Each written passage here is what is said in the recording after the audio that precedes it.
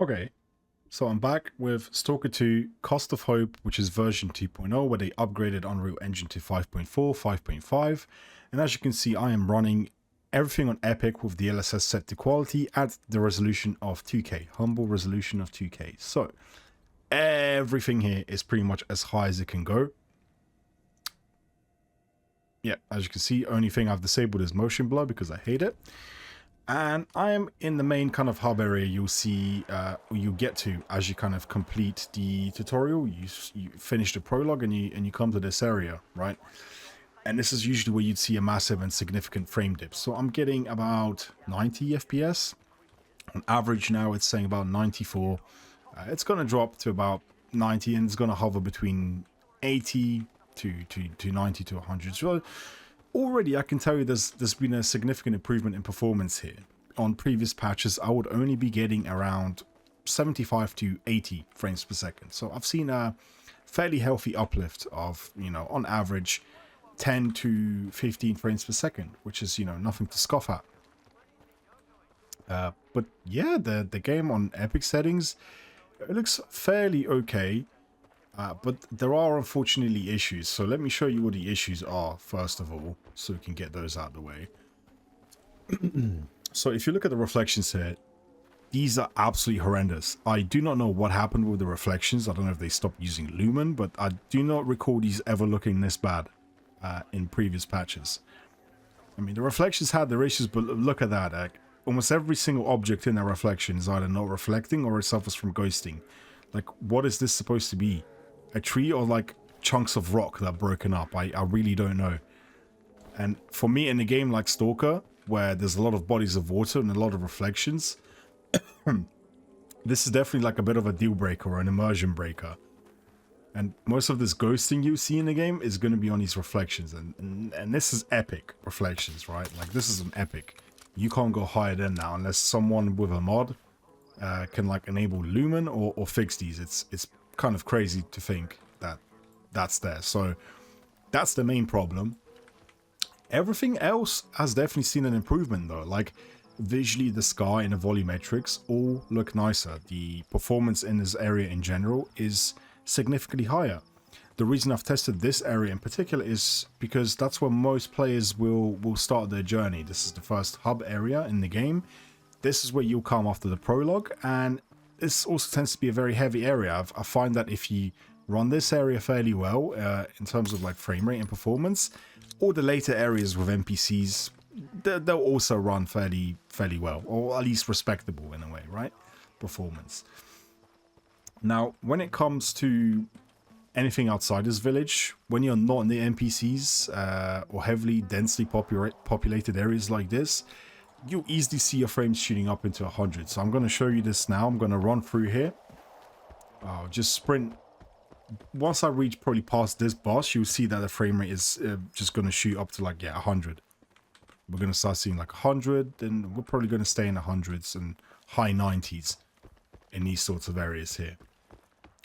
I probably won't go to, like, the reason I won't be going to any other areas like Rostock as well is because I've just never unlocked them. I never got really far in this game to begin with, unfortunately.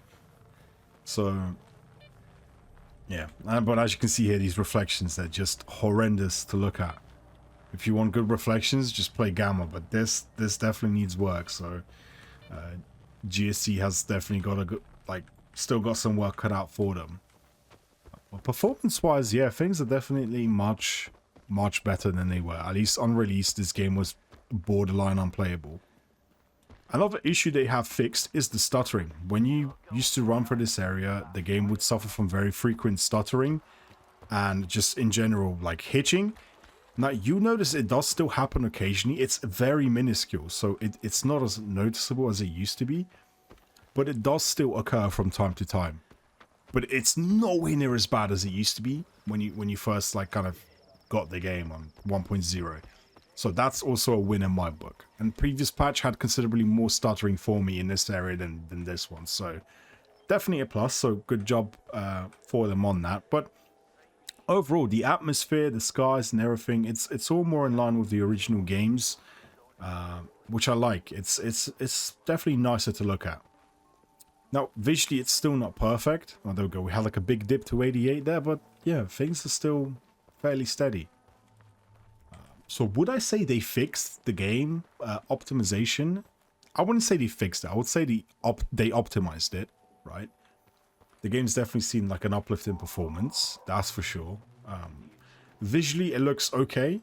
It's not the best Unreal Engine 5 looking game I've seen, and certainly not the best looking game. There's still like visual bugs and glitches here and there. Like you can see kind of when I step behind the screen. I don't know if it's showing on the recording, but on that roof there'll be like a little bit of flickering happening.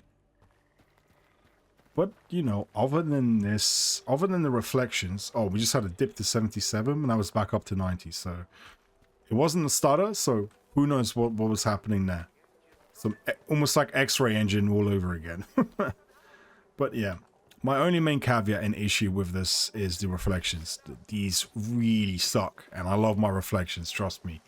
So maybe if that doesn't bother you, then that's, you know, you can probably go ahead and play the game now. I think it's on a sale. But if it bothers you like it bothers me, then you may want to hold off for a few more patches. So yeah. Overall, on the Epic preset, it's looking much better. So I'm going to switch to the high preset now. Okay, so here I've gone over to the high preset. As you can see here, I've just basically switched from Epic to high. Everything else is the same, DLSS quality. And as you can see, I've seen a nice uplift of maybe 20 frames. Now, this is probably the preset most people are going to want to be running if you're on a slightly weaker machine. This is, yeah, definitely like reaching a realm of just, yeah, fully playable, like performance. It's not the best. It's definitely not the greatest. But it is significantly better than, like I said, the launch. Most people that will play this game will probably put on the high preset and they'll just play through the game. They won't really care or notice much of this stuff. But if you're very, like, you know, into your performance metrics and everything, then yeah, this is definitely the way to go.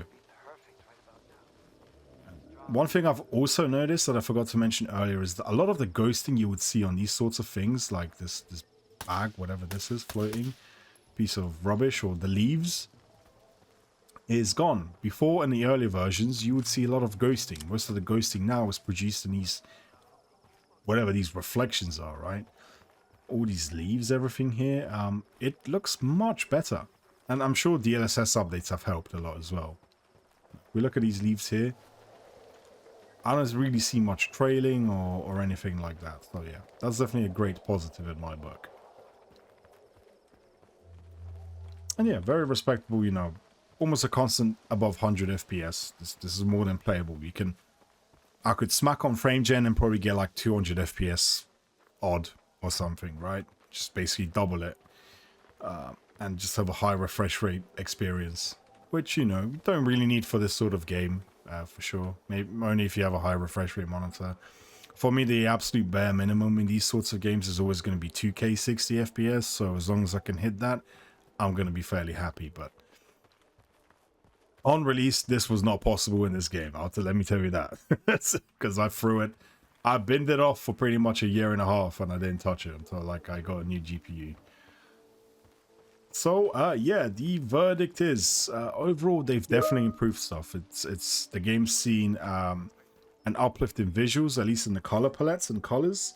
The performance has also seen a nice uplift. It's not like the biggest uplift I've seen, but it's definitely significant enough that if you've been struggling to hit 60 FPS, you might want to come back to this game now and just give it a shot and see if it's more playable for you now, you know. The uplift on my system, like from the previous patch, has definitely been nice. I was getting around 80 FPS in this area on the Epic preset. It was dipping to between 75 to 80. So now it's like at a constant 90 to almost 100. So it's definitely pretty good, pretty solid in that regard. Yeah, definitely worth just trying out how it runs in your system. And yeah, a lot of issues were fixed in terms of like bugs and stuff as well. The patch notes are pretty big and significant. And you got the whole new DLC or expansion. But yeah, the only issue I would say that remains is probably the reflections. That sucks. And I don't think there's been any major changes to A-Life. At least I don't think it operates the same way it did in the original games or Gamma, which is obviously a big disappointment still, but whether they'll implement it or change it to be that way, I do not know. So I guess that remains to be seen. So that is it from me, guys. If you've stuck around for this long and you've watched the video, thank you very much. I appreciate it.